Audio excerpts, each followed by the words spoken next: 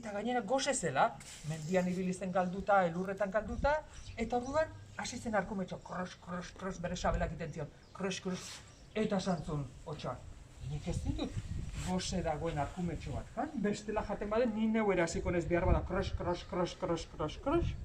eta nun zer egin zuen, hotxoak? Zanoria bat eman zion, eta zentzion, Tori, jantzazu. Eta noski, arkumetxoa mendian galduta ibili zen, eta segituan jantzuna zanoria. Ze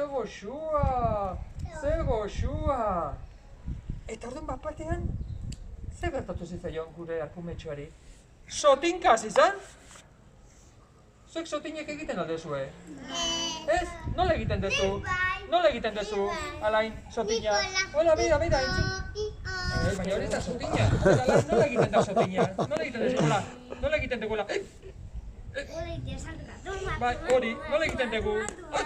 Laia, hola. Sotinka egiten dugu, bai? Zuk ere nola egiten dezu, sotina? Oli.